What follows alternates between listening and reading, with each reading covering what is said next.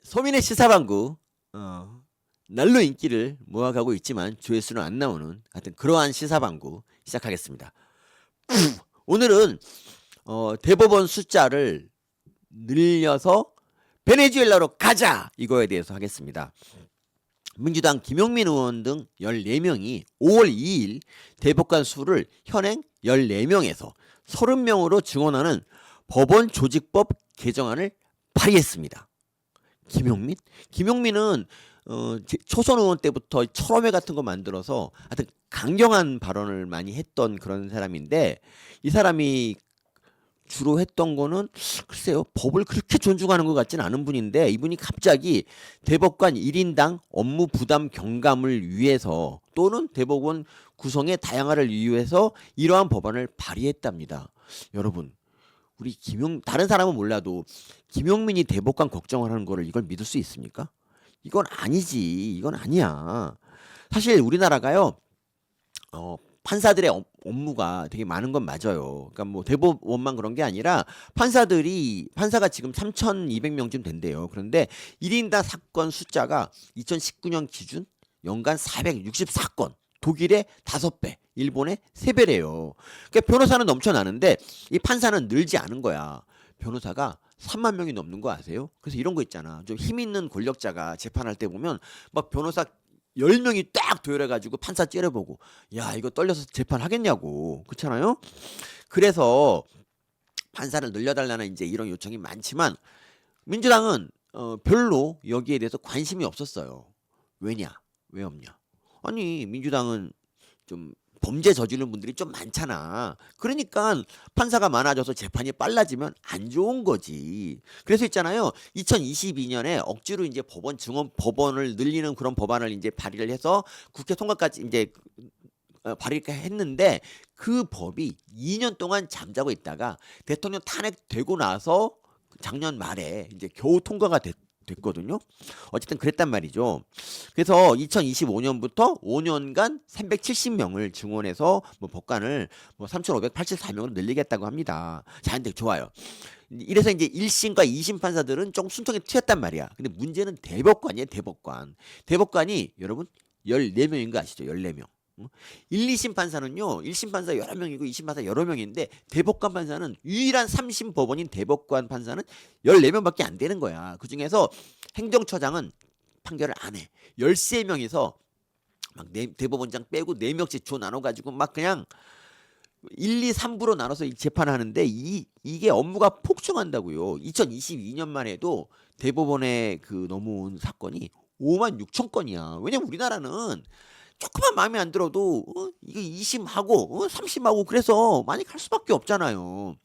그래서 있잖아요. 이 너무 업무가 폭증하니까 그 양승태, 그 박근혜 정부 당시의 대법원장 양승태가 뭐라 했냐면 상고 법원을 만드는 거지. 그런 아이디어를 냈어요. 상고 법원은 뭐냐?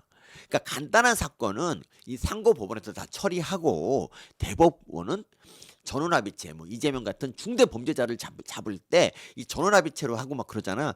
그렇게 그런 사건만 담당을 하자 이런 거야. 그런데 이 양승태가 어 이거과 관계없이 블랙리스트 이제 그 논란으로 구속까지 되는 바람에 이게 흐지부지 됐는데, 그 뒤로 어쨌든 간에 이 대법원의 그 경무를 덜어주려고 그런 아무도 노력을 안 했단 말이에요. 그렇단 말이야. 그런데 왜 갑자기 늘 이재명 편만 들던 김용민이 왜 갑자기 대법관의 업무를 줄여주려고 할까? 5월 2일이라는 날짜에 주목해야 돼요. 5월 1일 날 여러분 뭔 일이 있었습니까? 대법원 판결이 있었죠. 이재명에 대한 중대한 범죄니까 넌 파기한다라고 이제 얘기를 했잖아요. 그러고 나서 하루 만에 똘마니들 몇 명 모아가지고 이 법안을 발의를 한 거예요. 이 업무 부담을 줄인다? 이거 개 거짓말이지. 전혀 이건 다른 뜻이 있어요. 왜냐하면 민주당이 이제 그 원래 민주당이 추구하는 목표가 사법부 장악인데, 일단 대법원부터 장악을 하겠다는 거지. 근데 여러분 혹시 이렇게 말할 수 있습니다. 아니, 대법관 숫자 늘려야 되는 건 맞는데 이것이 왜 대법원 장악이냐, 숫자 늘리는 게 뭐가 나쁘냐라고 할지 모르겠는데, 그게 아닌 거야. 이 숫자를 늘린다는 거는 어떤 의미가 있느냐. 예를 들어 볼게요. 그 민주당이 지금 방송사법 개정안을 계속 내고 있잖아요. 방송사법은 뭐냐면 공영방송 사장을 누가 뽑냐면 그 이사들이 뽑아, 이사들이. KBS 같은 경우는 11명의 이사가 뽑거든요. 근데 11명 이사가 11명인데 여권 몫이 7명이고 야권 몫이 4명이야. 그러니까 정권이 바뀌면 윤석열 정부 이제 됐을 때는 윤석열 정부에서 7명 추천권이 있는 거야. 그러니까 이 KBS나 MBC 같은 공영방송은 사장이 그러니까 행정부 장악한 쪽에서 이제 그 사장을 임명하게 되는 거라고요. 그런데 그 민주당의 목표는 뭐야? 방송 연구 장악이잖아. 그러니까 정권이 바뀌어도 이거를 어떻게 하면 보수한테 이 사장을 안 뺏길 수가 있지 하다가 어떻게 했냐면은 11명인 이사를 KBS 이사를 20 몇 명으로 늘리는 거야. 20 몇 명.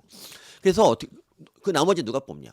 나머지는 시민단체 뭐 그리고 학회 뭐 이런 거. 그러니까 방송학회나 시민단체나 모두 다 생좌파거든. 그리고 언론단체나 뭐 이런 것들도 생좌파야. 걔네들이 다 이제 거길 가고 MBC도 그렇게 한대고 EBS도 그렇게 하고 이런 공영방송들을 모두 다 이제 이사를 늘려가지고 이런 시민단체들이 다 가서 한 자리씩 차지하고 법카 연락 쓰고 이러면서 방송 장악을 하겠다는 게 이 방송사법이기 때문에 그래서 윤석열 대통령이 계속 거부권 쓰면서 반대를 했던 거라고요. 그렇거든.